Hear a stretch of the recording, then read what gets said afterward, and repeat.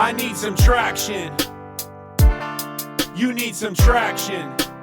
I'm Lloyd Lobo, co-founder of Boast AI and Traction Conf. Traction was started by Boast AI and Launch Academy in 2014 to support the startup community. Today, we're over 60,000 founders, a community of 60,000 plus founders in the US and Canada. We do weekly webinars. We do dinners every other month, which is stopped due to COVID. And we do an annual conference in Vancouver and stages at different conferences. My journey with Traction actually started with Rahul's previous company, and I'm super excited to have him on the show. One of the best product minds I know on the planet. So when we started Traction in 2014, we didn't know we wanted to do a conference, and we partnered with our friends at Launch Academy, and we said, okay, you know, our community is building up. Let's do a conference to support founders. And as a bootstrap company, we got no budget, and Alex and Ray pretty much said, you got 3 months, see what you can do. So I wanted to build a list of folks, and Rapportive was a tool that helped me do that. I essentially put a hit on Amazon Mechanical Turk and put instructions saying, find me emails of all the top founders. And I gave them instructions on how to use Rapportive to verify those emails were correct. And then in a matter of a couple of days, we had a few hundred emails of top Silicon Valley CEOs, and that I emailed them, and a couple of them confirmed, and used that social proof to get the whole lineup done in 2014. And we had folks like Twilio's CEO, Postmates CEO, etc. And that was my first experience with Rapportive, and I was really sad. I was actually bragging about Rapportive to LinkedIn's former head of growth, Atif, who spoke at Traction 4 or 5 times, and you know, I was happy to see LinkedIn acquire them, but I was sad because then I couldn't use it anymore. So I couldn't be more excited to have Rahul here with Superhuman, absolutely on fire, the best email product on the planet, the fastest email product on the planet. If you have any questions, type them in the chat window, actually in the Q&A box, and we'll take them at the end. But Rahul, how are you today? Doing great. How are you doing? I'm doing well, as well as I can be. We're both in COVID times, and you're in San Francisco, and I'm in the East Bay. How are you? How's Corona working out for you? How are you guys handling the work from home situation? Well, I'm pretty fortunate to have my health, and I think that work from home has been a big transition for all of us. I'm one of those folks that finds it a little bit easier than others. I have a relatively simple life. I don't have children to look after and so forth. I know it's been a big struggle for quite a few of our team, and we've done everything that we can as a company to help people through that. And I think it's just it's a moment of growth for the company. You know, we're all learning how we can work more effectively, more remotely. And I think everything that we learn in this period will last for when we all start to return to work. How big is your team? We're about 45 people right now. Awesome. Lots of growth for just 45 people. Give us a brief intro to Superhuman. Absolutely. So Superhuman is the fastest email experience ever made. Our customers get through their inbox twice as fast as before, reply to their important emails sooner, and many of them see inbox zero for the first time in years. Definitely. And I see a lot of my friends, especially outside the Bay Area, begging for invites. Hey, do you have an invite to Superhuman? Can I get an invite? Is it still invite only? It is still invite only, although we're very rapidly working through the waitlist. So we have a waitlist of about 320,000 people.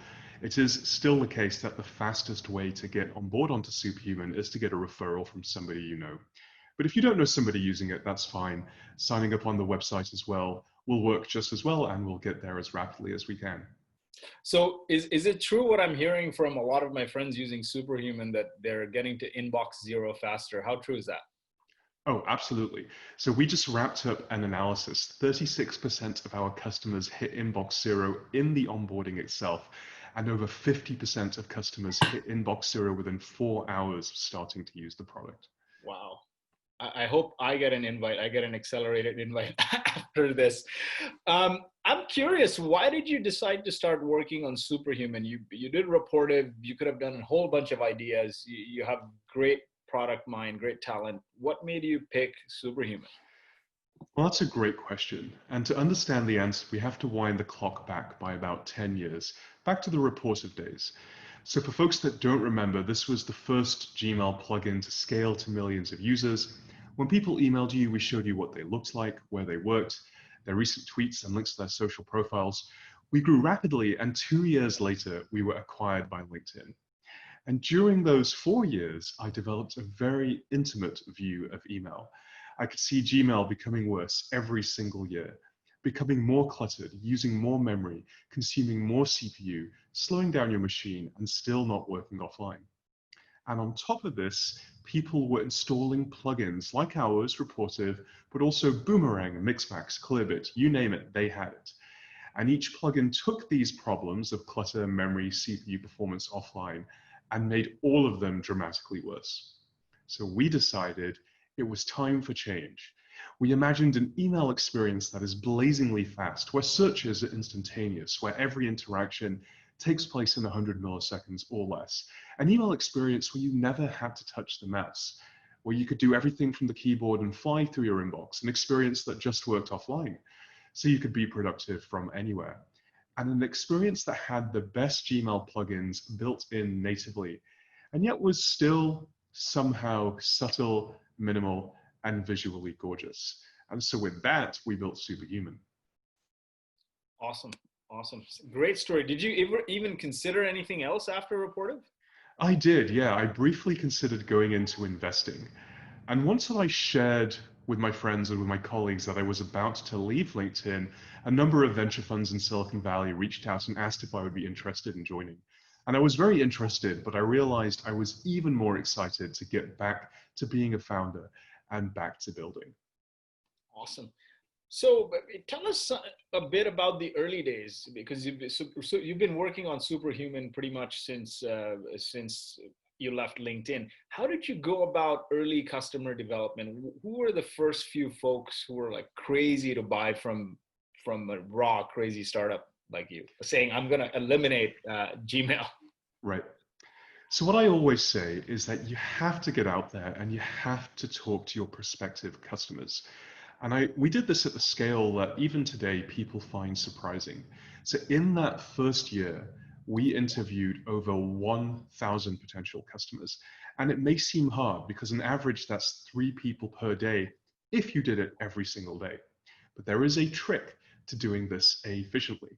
So the first thing you need to do is create a landing page. It doesn't have to be fancy. For us, it was just a simple Squarespace page, I believe, a paragraph or 2 about what we wanted to do, and most critically, a little box where people could sign up, they could leave their email address. Then you have to insert yourself into the news cycle. And no matter what you're doing, there's always something important and interesting happening that year that you can insert yourself into. For us, it was the shutdown of Mailbox. Mailbox was this once lauded email application acquired by Dropbox, and it went from nowhere to fame to bust in a real fast cycle. And it was about to be shut down by Dropbox. And I knew that this was going to create a news cycle. So we inserted ourselves into that news cycle by writing a piece of evergreen content. I wrote an article on how to survive an M&A transaction as a founder, 15 tips and tricks for surviving well in your new company. A piece of evergreen content that would stand the test of time, but also extremely relevant to the Mailbox news cycle as this app was about to be sunset, and I had previously started and sold an email app. Now that then drove tens of thousands of people to read the article, tens of thousands of people to our landing page. We acquired over 10,000 signups that way. And for every person who signed up, we sent an automatic email. An email from me in which I asked 2 questions. Number 1, what do you use for your email today? And number 2, what are your pet peeves about it? What do you love and what do you hate? And obviously a certain percentage of those people would reply. And then I would reply to those emails. And the trick here is to engage. I would play a little game with myself. How long can I keep the conversation going? And then at a certain point, usually 5 or 6 emails in, it will naturally peter out. And that way you can start to scale interviews with your potential customer base. And eventually I had somebody else on my team, my head of growth, do this with me. And between the two of us, we interviewed over 1,000 people in our first year that way. Wow. And that was all inbound? Was it a combination of inbound and outbound? I love the mug, by the way. Thank you. This is vintage. There are only 4 of these left in the world. That was entirely inbound. The trick here is to create a scenario where you will get 1,000 people come to you in your first year. And were you not worried that you don't have a product going, just have an idea, you insert yourself into a news cycle and you somehow linked to your email to get people to contact you? You weren't worried about like getting press when you're that premature, or any advice around that? Well, I don't really consider this press, and this is the difference between, for example, a launch article, which is an article that you might run in TechCrunch. It will be entirely dedicated to your company, and just producing amazing, useful content for the community. So the M&A article obviously mentioned Superhuman. It was a sentence early on at the top of the article and a call to action to sign up at the end of the article. But the vast majority of it was simply, look, here's a piece of useful content. It's extremely timely. This is top of mind for many people in our community right now, because we've had this famous app be acquired and be sunset a short year later. And so what I would say is just focus on creating useful content. And that way, it doesn't matter that your product doesn't yet exist. People expect high quality things to take time. Definitely. Let's dive a little bit into those early interviews. What were some of the questions that you were asking? Because essentially a lot of people say talk to customers, but then I guess if you talk to customers and ask what customers want, you would build a faster horse and not build a car. But you haven't done that. You haven't replicated Gmail. You've built something completely different. So what are some tips in that interviewing process that you can share? Yeah, so first of all, I would say that you're very unlikely to get the inspiration for the car from your user base. This is typically something that you will have to have felt yourself as a founder and as an entrepreneur. And I myself had felt the pain of Gmail becoming more cluttered, slower, not working properly offline, all of the browser extensions like Reportive and everything else just glommed on top and making it slow. I had felt that pain myself. Then what you need to do is validate it with customers. And there's a very big difference between validating something you believe to be true and trying to get your idea from your customers. So step number 1 is have a vision that you can then validate it. And for us, the vision was, we're going to build the fastest email experience in the world. Now, how do you validate it? I always started with 2 quick questions. What are you using for email today? And what do you hate and what do you love about it? And invariably, people would tell me, okay, we're using Gmail, or we're using some third-party email application like Airmail, for example. And then when people tell you the answers to those questions, you simply play the chain of follow-up. The way that I do it is by just keep the conversation going. How long can you keep the conversation going? And there are simple tricks to doing that. For example, you would say, okay, I'm using Gmail, and on top of that, I use Boomerang. And I would say, well, I'm curious, what are your favorite features in Boomerang? And you might say, well, I like the ability to set reminders, schedule emails, and its ability to rate the writing in my email. And then I would say, well, permit me if I may ask, which of those things do you truly consider to be a must-have? And you would probably say, I consider the reminders to be a must-have, the scheduling sort of in the middle, and honestly, the writing assessments, I'd probably be fine without, and so on. Now, if you do that 1,000 times, you're going to develop an incredibly rich and detailed understanding of what it is people actually want and what they need, what do they enjoy, and what do they find frustrating. And what we found was that people kind of don't like Gmail anymore. The days of people saying, I love Gmail have long since gone, and unanimously people were frustrated or disappointed by it. And they didn't like the fact that it was slow. They didn't like the fact that it wouldn't work offline. And they didn't like the fact that when you added third-party functionality, it made the whole thing even more cluttered. And for third-party email clients, what we found was people didn't like the fact that when you first add email accounts to them, at that time, especially, they go slow. They didn't like the fact that syncing was generally unreliable, and they didn't like the fact that they were buggy.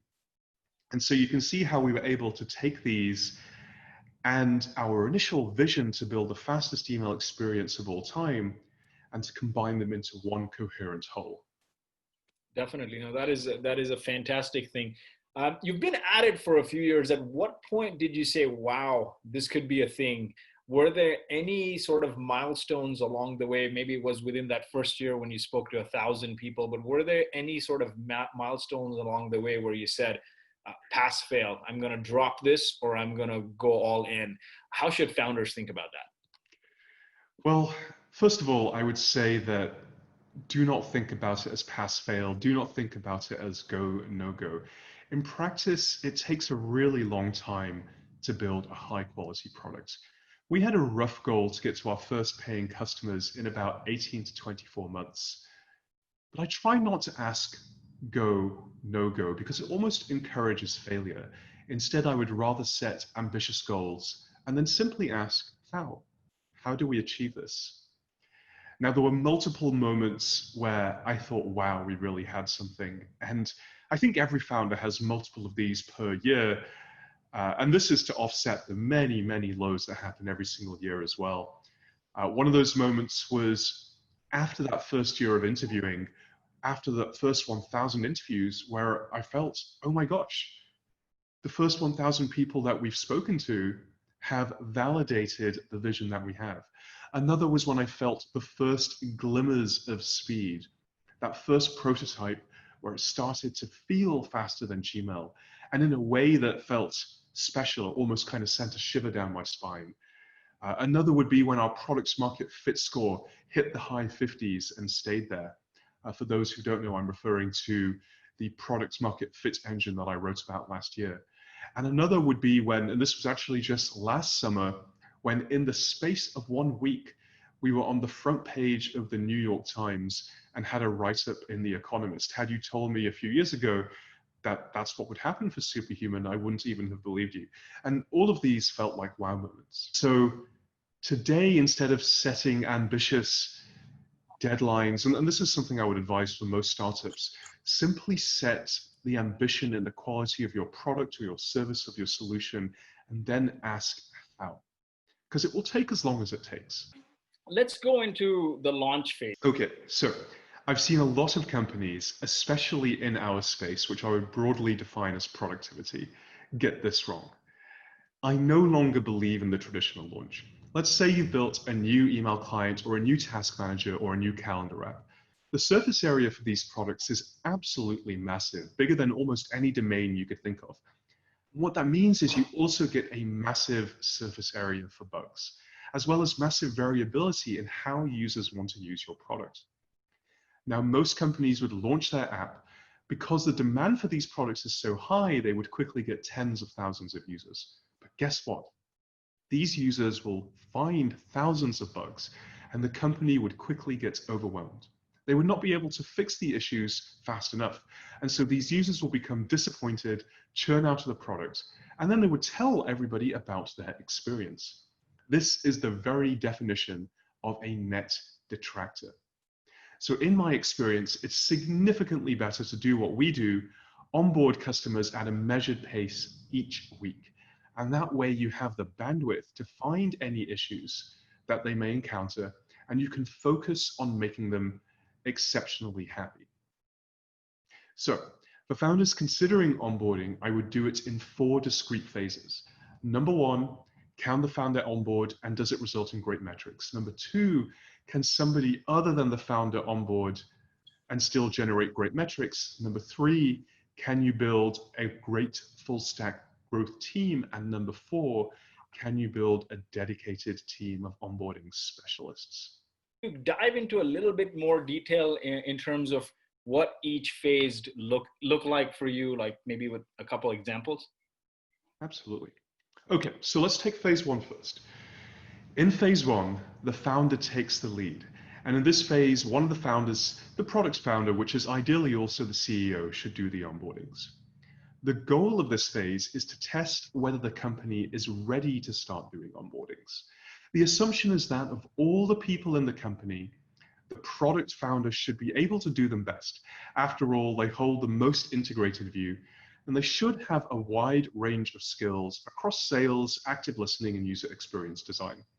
So I did the first several hundred onboardings for Superhuman myself. And in this phase, I would not be concerned with how long the onboardings take. In fact, I would often take up to 2 hours. Now for me, each onboarding had 6 parts. First, I would start by giving a demo of Superhuman and sharing all of the things that make it magical and delightful. Second, I would then remind the person that Superhuman is a paid product, and I would quickly measure price sensitivity using our methodology for doing that. And for those that don't know about it, we use the Van Westendorp methodology. It's one of the quickest and easiest ways to figure out pricing. Third, I would then ask the person how they do their email, and I would take a note of all the Superhuman features that I would want to show them. Fourth, I would then show them how to get through their email in Superhuman, but twice as fast as they were doing before. And fifth, I would insist that they do their email with me for about half an hour. Now, this part is crucial because every single time I would find 5 to 10 bugs. I would then take these bugs back to the team and insist that we fix them for next week. Imagine if we did not fix these bugs. The week after, those exact same issues would be reported and we would not learn anything new. But if we did fix the bugs, then the week after we would be able to learn about the next set of issues. And then number 6, finally, I always love to give the person a gift to thank them for their time. I'd often leave a bottle of whiskey, a special wine, or some other thoughtful gift. Now, during phase 1, you should be collecting data on how these users are doing. What is their engagement, their attention, their product market fit score, their NPS, their virality? And we found for all these metrics, we were beating industry benchmarks to the point where we were category leading. So I ramped to 5 or 6 onboardings like this per week. Now, if after you've done around 200 onboardings, you have great metrics, then you know that onboarding could work for your company. And at that point, you're ready to move to phase 2. What did phase 2 look like? What were some of the steps you did there? How long did that last? Well, the point of phase 2 is to figure out whether another senior member of the team who is not a founder can take the lead. In our case, I asked our head of growth to do the onboardings. Now, the secondary goal of this phase is to iterate the onboarding experience towards something that can scale. And in our case, we were able to get the onboardings from 2 hours down to 1 hour, and without impacting any of the metrics. They all remained category leading.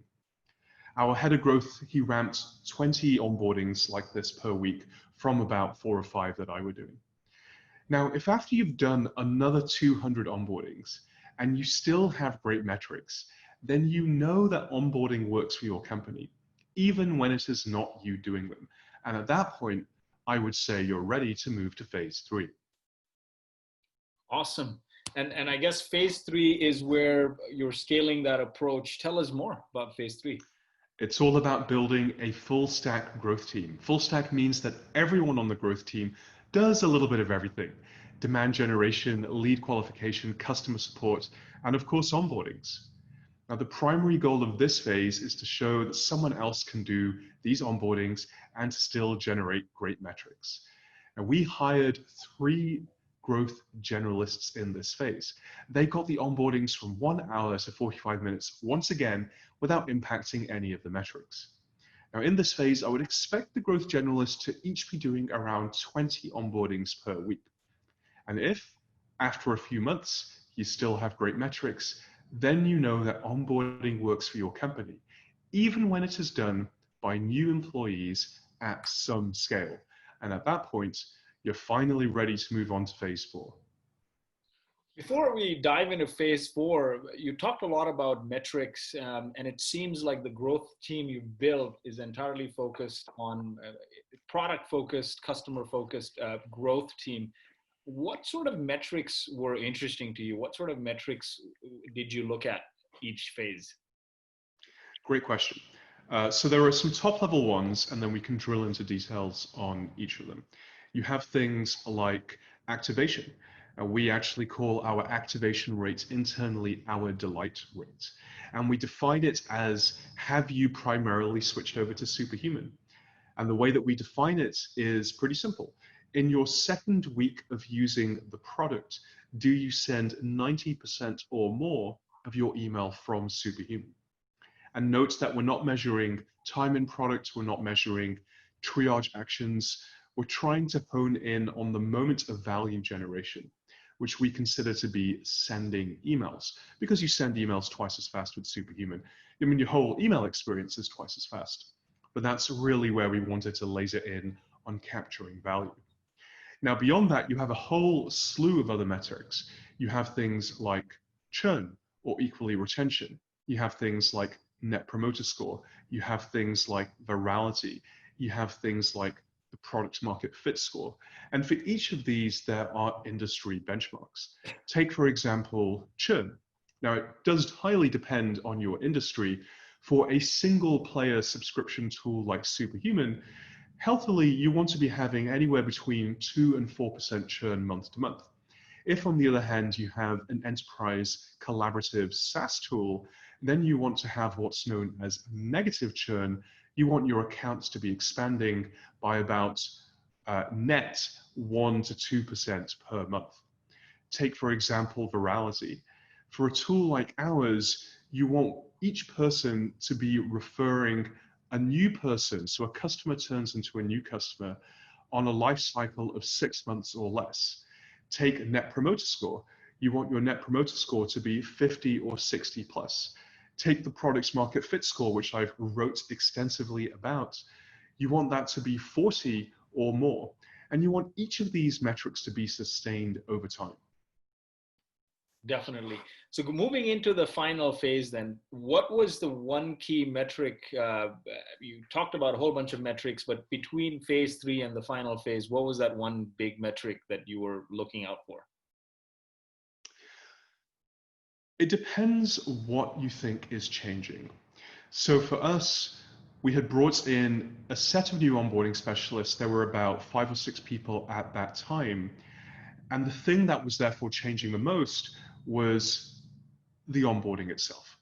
And so the thing that we ended up lasering on the most was what we called the delight rate. This is also our measure of activation. And so we lasered in on that. Did our delight rate go down? If so, by how much? And how quickly can you make it recover? And it's always natural that when you onboard new salespeople or new onboarding people, they're in this process of training. So it is going to go down just a little bit before it comes back. But that's the one that we focused on more than anything else. And they often say, right, I mean, you got to get a user in and get them to that wow moment immediately. And if they don't, I guess, activate or onboard within a certain amount of time, then they're effectively get dormant. And it's probably harder to convert a dormant user than a new one. What was, I guess, a leading indicator for you to say this user is going to be a retained user? Simply, are they using Superhuman to send their emails?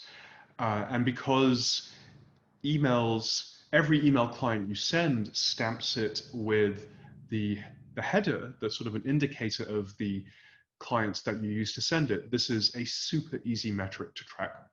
And so it was very easy for us to measure not just dollar retention, but actually retention of engagement. And that's the leading indicator of everything else. And you can measure it on a daily basis, you can measure it on a weekly basis, you can measure it on a monthly basis. We found that the 2-week mark had what is known as predictive quality. If we were able to do well there, then we believe that the customer will retain. But what we actually do in the run-up to that is we look at the number on a daily basis and we reach out to folks who look like maybe they need a little bit of help. or it looks like you didn't quite fully switch over to Superhuman, well, that's okay.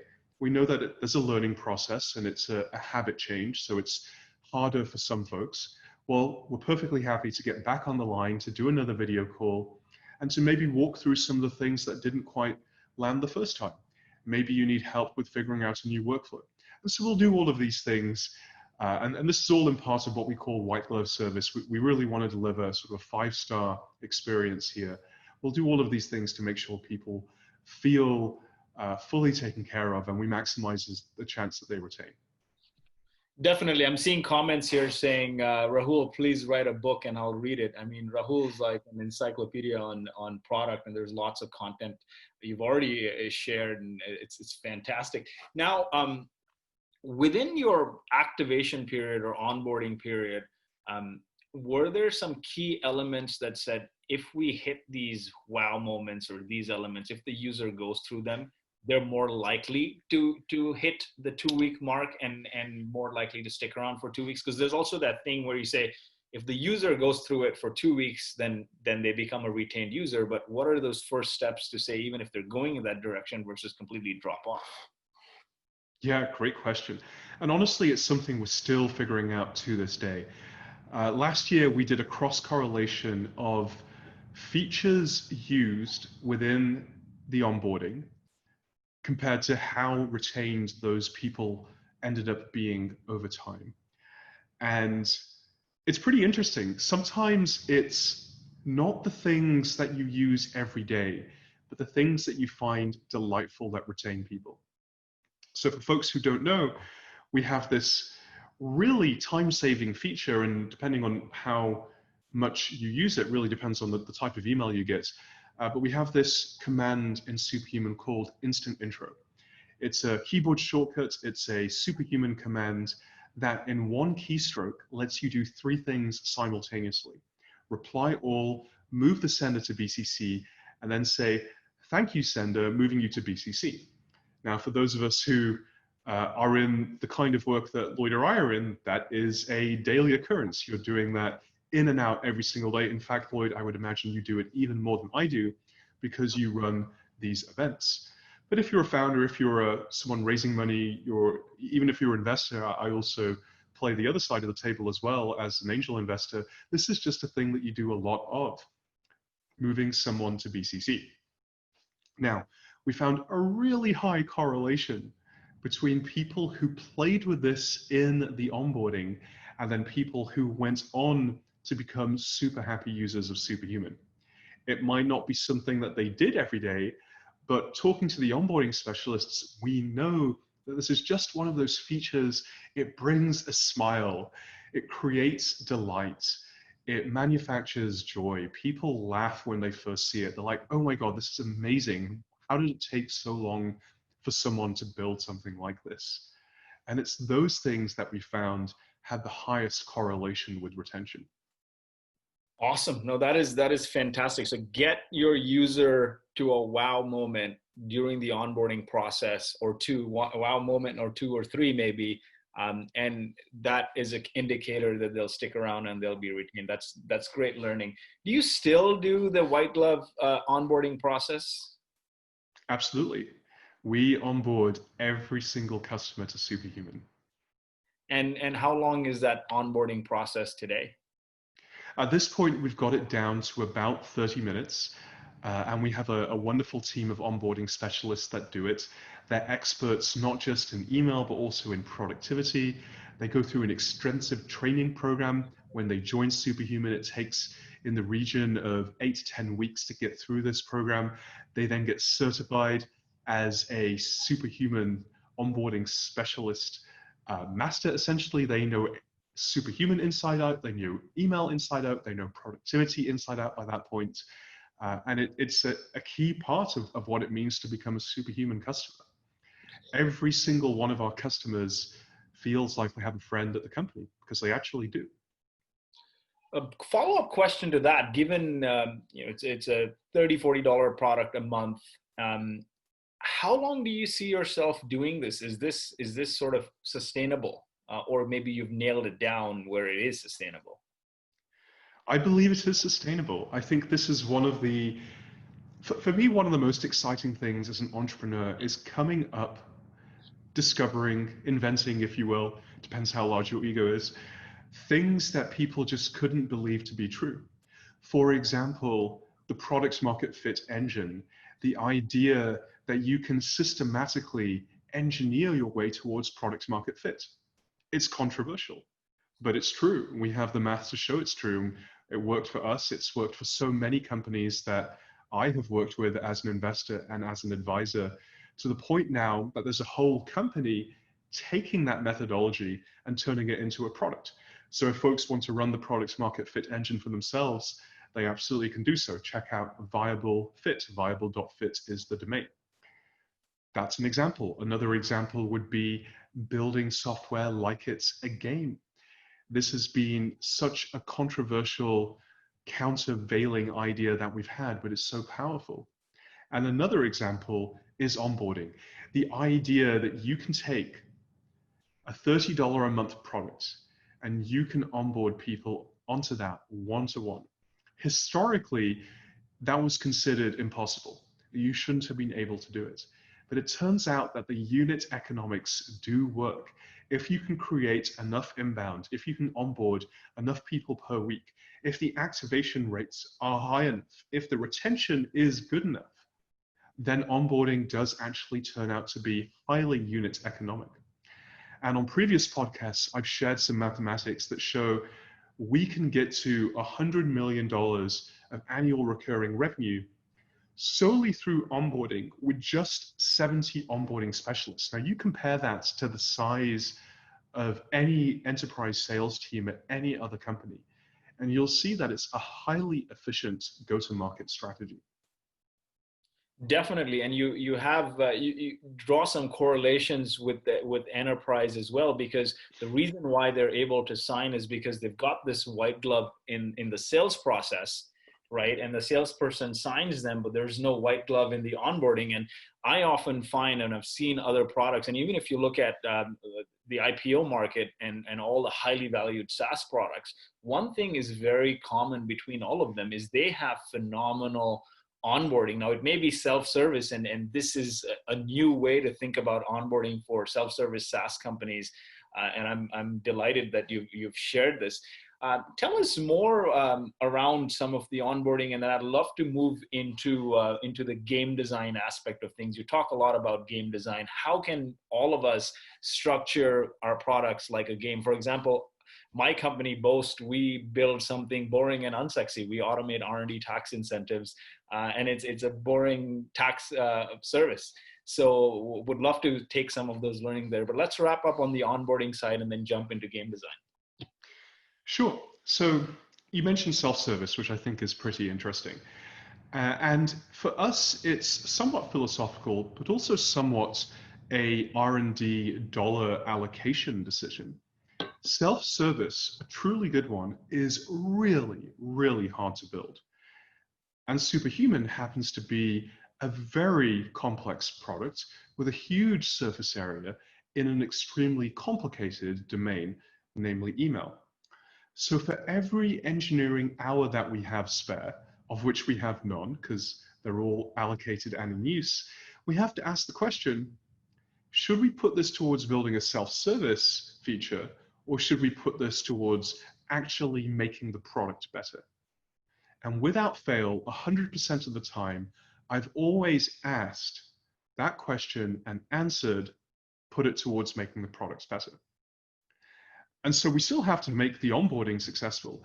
And to do that, for that reason, we've taken a page, just like you've said, out of very large enterprise software companies who put a tremendous amount of effort into this.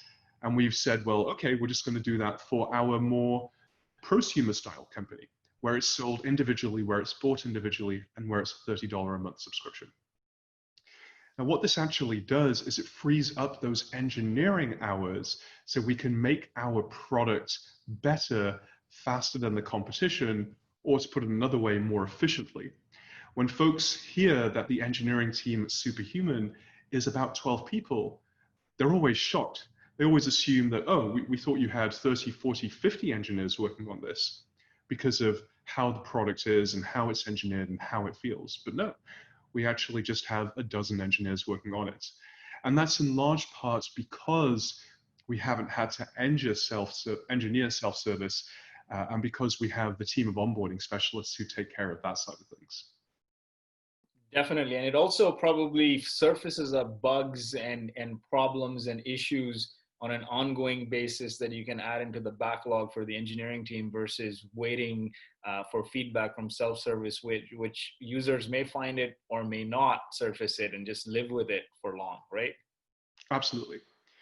And so we can, maybe if it would be useful, we can dive into the anatomy of an onboarding and we can walk through that. Definitely. I think it would be great. You have, I understood you have this 6-step onboarding plan. I'd love to hear more about that. Cool. Okay. Step number 1. I would start by giving a demo of Superhuman and sharing all of the things that make it magical and delightful. Step number 2, I would then remind the person that it is a paid product, and I would quickly measure price using the Van Westendorp methodology. Step 3, ask the person how they do their email. I would take a note of all the Superhuman features I want to show them. Step 4, I would show them how to get through their email in Superhuman, but twice as fast as they were doing it before. Step 5, I would insist they do their email with me for about half an hour. This part is crucial because every single time I would find 5 to 10 bugs, and I would take these bugs back to the team and insist that we fix them for next week. Imagine if we did not fix the bugs. Next week, those exact same issues would be reported and we would not learn anything new. But if we do fix them, then next week we would be able to learn about the next set of issues. And then finally, I always love to give the person a gift for their time. I'd often leave a bottle of whiskey, a special wine, or some other thoughtful gift. So that's the 6-part methodology to do an onboarding. And when I did them, they were about 2 hours long. Then we got them to 45 minutes long, and today they're about 30 minutes long. Definitely. You must be buying a lot of gifts then with 300,000 backlog. Are you still doing those? The gifts are for when we do them in person. It's kind of hard to do a Zoom gift, although we have done it on occasion, depending on the scenario. Or maybe it's a special day, perhaps it's the person's birthday, and it happens to be the day when they're doing Superhuman onboarding. There's some cool services that you can use to magically make champagne appear just at the moments when the onboarding ends. I think minibar.com is an example of one of those. And this was a lot more feasible in the pre-pandemic days. Nowadays, we really just focus on the onboarding call itself. Definitely. I was talking to Hired's founder, Matt McEwees, and he was saying at one point they were the largest buyer of Dom Perignon because of that. Awesome. Lots of great learnings here. One quick question, and then I'd love to dive into how you think about game design and what learnings software products can take from it. How do you prioritize issues that surface up in the product during onboardings? How do you prioritize that into the backlog? Well, like I mentioned, we built our very own product market fit engine. And the engine gives us a way to define product market fit and a metric to measure product market fit. And the engine even automatically generates our roadmap for us, a roadmap that is guaranteed to increase product market fit. And it starts by asking your users this: how would you feel if you could no longer use the product, and measure the percent who answer very disappointed? And if more than 40% of your users would be very disappointed without your product, then you have initial product market fit. And even if you are less than 40%, you can use the engine to systematically increase this number. Now, there's a complex and deep methodology behind that. About a year ago, I wrote it up on First Round Review for folks watching today, or maybe you're watching this recorded later. Just Google for Superhuman product market fit and you'll find it. Now, with that, you'll then get a whole bunch of feedback. And the question becomes, how do you manage the roadmap? Now, we have a pretty nuanced perspective on roadmap management. In my experience, startups tend towards one of two extremes. Some teams, especially those which are driven by vision, tend to constantly double down on what users love. Whereas some teams, especially those which are driven by data, tend to systematically address user issues.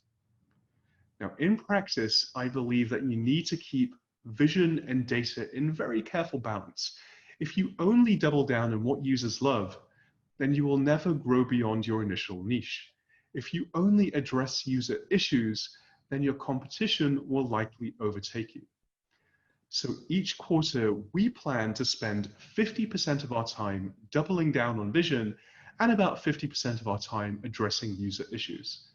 And so then the question becomes this: how do you prioritize within each stream now that you have both? Doubling down on vision, look, this is an art. This is where you get to exercise what you call product instinct. Talk to your users, lean into your intuition, and figure out the most impactful ways to give people more of what they crave. Addressing user feedback is much more straightforward. We use a very simple cost impact analysis. We label each potential project as low, medium, or high cost, and similarly each as low, medium, or high impact. We then picked the highest, lowest hanging fruit, also the higher, that doesn't make any sense, the lowest hanging fruit and the highest impact projects, those which are both low cost as well high impact, to build. And so now we have two streams that take up 50% of our time each, and we're using intuition to prioritize one and cost impact to prioritize the other. Awesome. That is fantastic. I had a bunch of follow-up questions to that, but I'm going to hold up. We have 10 or 11 more minutes, and if you have time, maybe we can take a couple more minutes after. But let's dive into game design, because that is fascinating to me, how you think about game design and break it down into the key factors that every product can turn into a game. Absolutely, it can. Honestly, I've been obsessed with this question my entire life. As a kid, I learned how to code just so I could make games. And before I was a founder, those who know me will know I worked professionally as a game designer. And as a founder, I've gone deep into the principles of game design.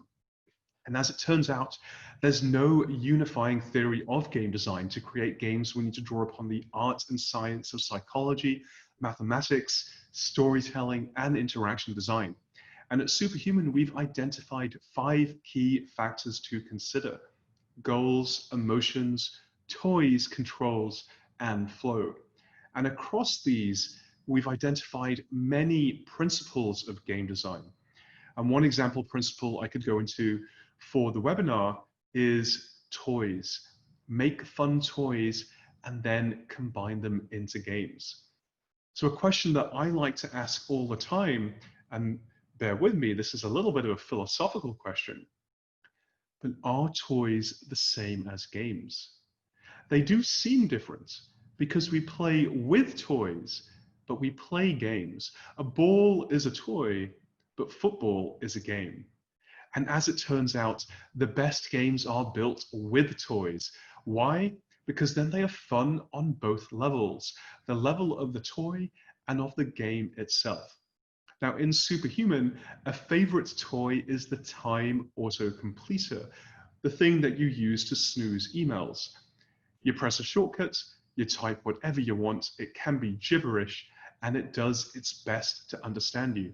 For example, 2D becomes 2 days, 3H becomes 3 hours, 1MO becomes 1 month. The time auto-completer is fun because it indulges playful exploration. What can it do? Where does it break? How does it work? It's not long before people start typing in things like this. I wonder what happens if I keep typing 10. Well, it turns out that that's October the 10th at 10:10 p.m. Just imagine 10, 10, 10, 10, 10. Well, how about a sequence of 2s? 2, 2, 2, 2. Well, that's February the 2nd, 2020 at 2 p.m.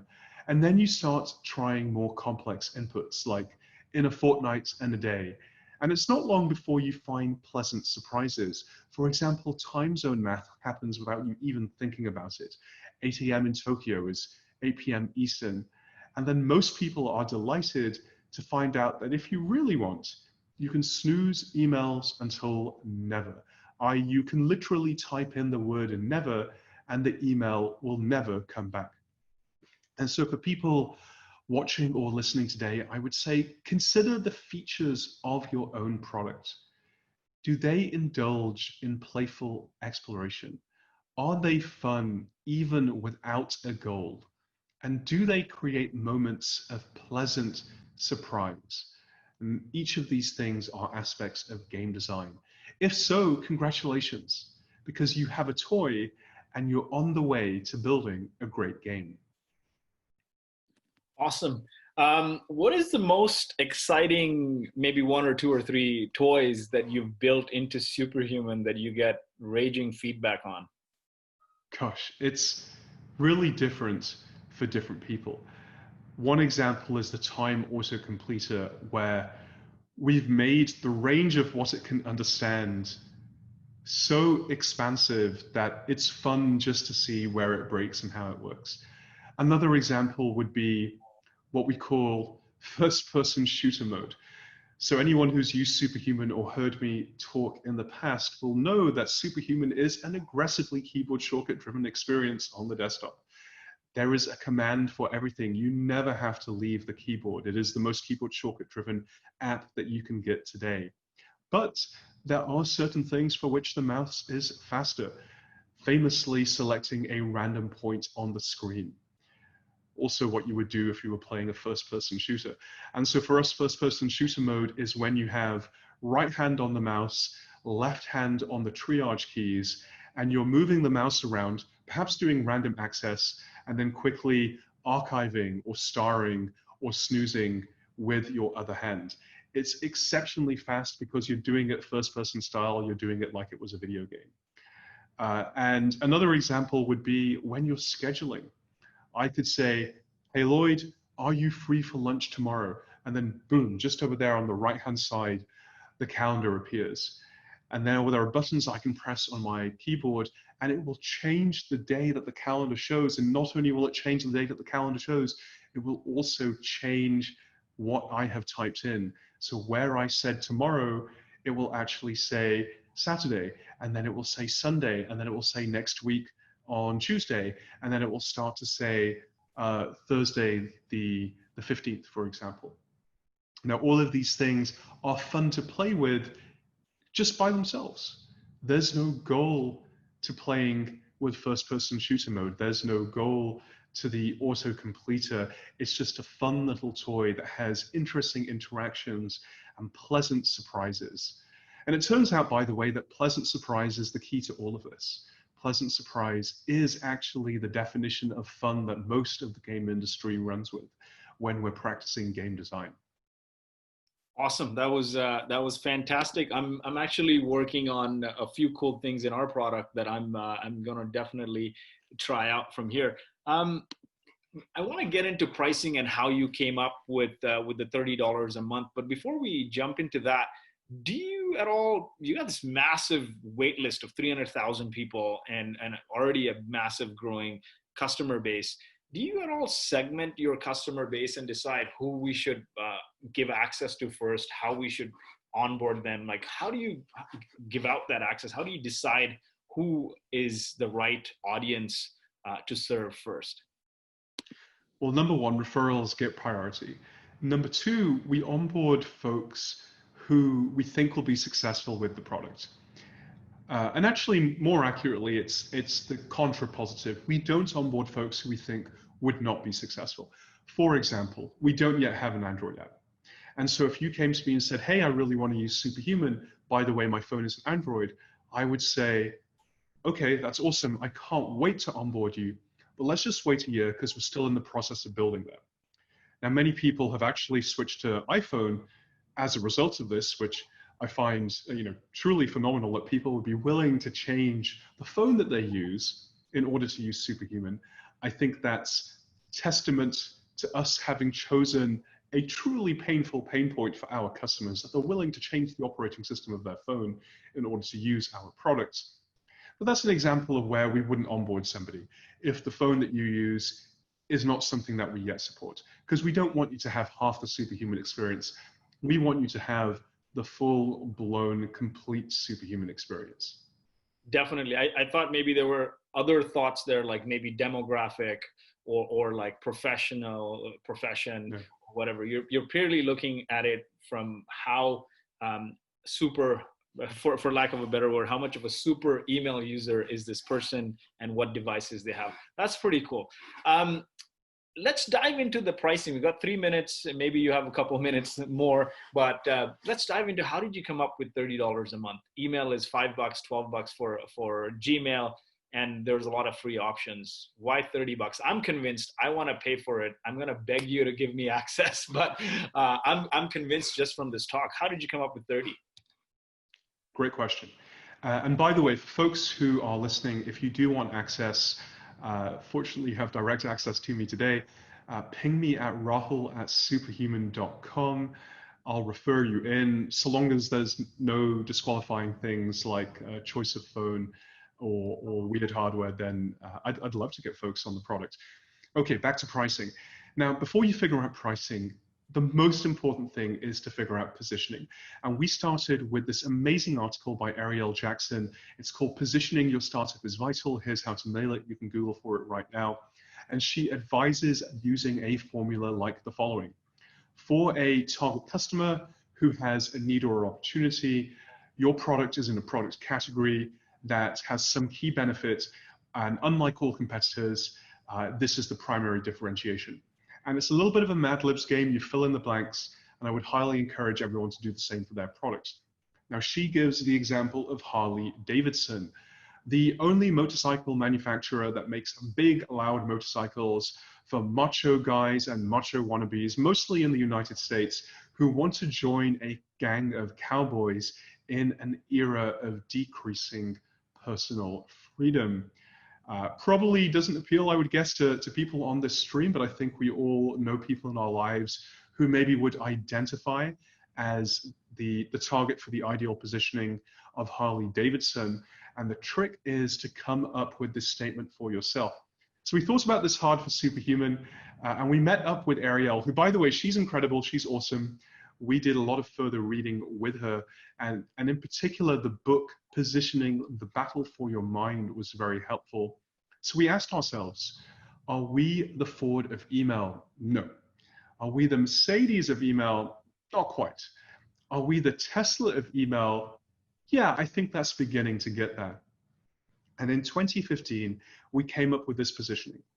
For founders, CEOs, and managers of high growth technology companies who feel like their work is mostly email, Superhuman is the fastest email experience ever made. It's what Gmail could be if it were made today instead of 15 years ago. Unlike Gmail, Superhuman is meticulously crafted so that everything happens in 100 milliseconds or less. And of course, we've since expanded beyond that very tightly defined target at that point. Now, when you hear that positioning, it's clear that Superhuman is a premium tool for a premium market. And now you can figure out pricing. And by the way, the best book on this topic is Monetizing Innovation by Madhavan Ramanujan. And in the book, Madhavan advocates by developing pricing along product in a way that supports the positioning. Now, there are lots of ways to develop pricing, and we use one of the easiest methods. I mentioned it earlier. It's the Van Westendorp Price Sensitivity Meter. And in 2015, we asked 100 of our earliest users the following questions. Number one, at what price would you consider Superhuman to be so expensive that you would not consider buying it? Number two, at what price would you consider Superhuman to be priced so low that you would feel the quality could not be very good? Number three, at what price would you consider Superhuman to be starting to get expensive? So it wouldn't be out of the question, but you would have to give some thought to buying it. Number four, at what price would you consider Superhuman to be a bargain, a great buy for the money? Now, for most startup companies, they orient around question number four. At what price would you consider the product to be a bargain, a great buy for the money? Because most startup companies are taking market risk. The risk of, is there a market for this product? We, on the other hand, are trying, or it's not market risk, the market clearly exists for what we're building. It's segmenting risk. What we're saying is, can we segment out a premium niche in this gigantic market, this trillion-dollar market that already exists. And so we're building a premium tool, and the price point that supports premium tooling is the third one. At what price would you consider this product to be starting to get expensive so that it's not out of the question, but you would have to think about it, but you would still buy it at the end of the day? And the median answer for that third question for us was $29 per month. We then spoke to some pricing experts who observed that when prices end in 9, it signals value, not quality. So we rounded up to $30 per month, and that's how we picked our price. Now, finally, once you pick your price, just do a quick gut check on market size. For example, we're a venture-backed company, so the question that we have to ask is, how do we grow into $1 billion valuation? Now, let's assume at that point our valuation is 10x our run rate, so our ARR is $100 million. That would be 300,000 subscribers at $30 a month, and that is conservatively assuming no other ways to increase average revenue per user, so no new products or going up market. And we asked ourselves, do we think that we can get to hundreds of thousands of subscribers? We answered emphatically yes, and then we went ahead with the price. Awesome. That was fantastic. We're at the top of the hour here, 4 more minutes. I'm super thankful. I learned a ton. I'm going to watch it a couple of times. I'm going to edit this myself because I messed up a bunch. So I'm going to get to take some more nuggets out of it, but super thankful. You shared your email. Could you share that again for the audience? Sure. It's rahul@superhuman.com. Please just send me an email. I'd love to get to know you all and get you to the top of that waitlist for Superhuman. You can also find me on Twitter. My DMs are open. That's my first name and then my last name, Rahul Vohra. Awesome. Thank you so much, Rahul. Thanks, everyone. Any parting advice, any last minute thing that you want to share that you wish you did more of or you wish you did less of? Well, let me take a second to think about that. Parting advice. Sure. Okay. I would say build something that people not only want or need, but that they love. Build your software like it's a game. Most companies don't do this. Most software companies worry about what users want or need, but nobody needs a game to exist. There are no requirements. And when you make a game, you don't worry about what users want or what they need. You obsess over how they feel. When your product is a game, people don't just use it, they play it, they find it fun, they tell their friends, they fall in love with it. So game design is an altogether different kind of product development, and one that's especially powerful in times like these, when people are just, a little bit more depressed, we've got a lot going on in our personal lives, we're fearful for the health and the safety of our loved ones and our friends and our family and our colleagues. And that little trick of just building something that people play instead of use is something that we could all be doing more of. Fantastic. Gold in every sentence you've shared today. Thank you, everyone, for joining us.